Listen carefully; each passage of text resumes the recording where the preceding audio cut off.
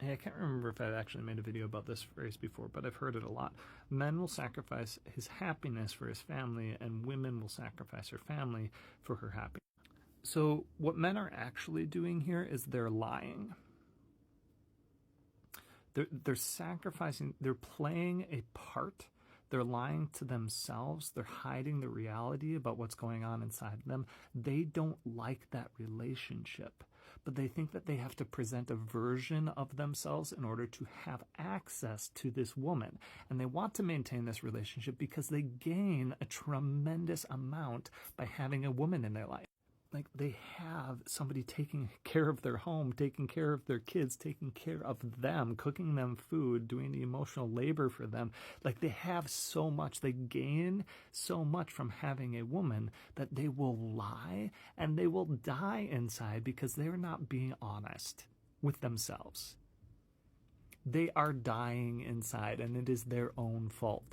But women recognize that the relationship that they are in is not healthy for them.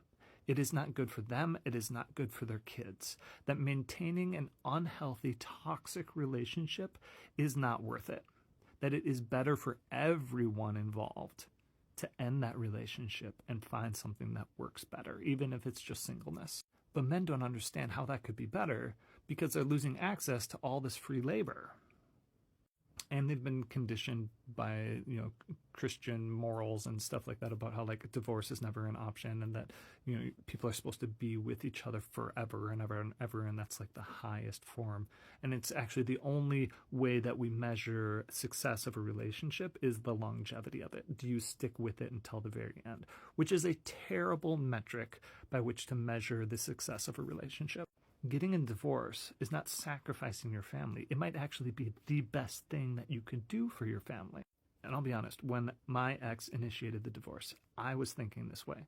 I was like, maintaining the family structure is the only thing that matters. It doesn't matter that this relationship is severely unhealthy and toxic for my ex.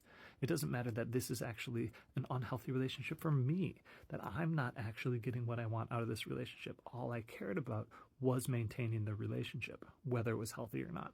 And that is not a good way to do relationships. It's just not. But I would argue that because men sacrifice their happiness for that relationship, for that family, to have access to that woman who does all that labor for him, because men do that, that's why so many marriages end up in divorce, because men are not being honest.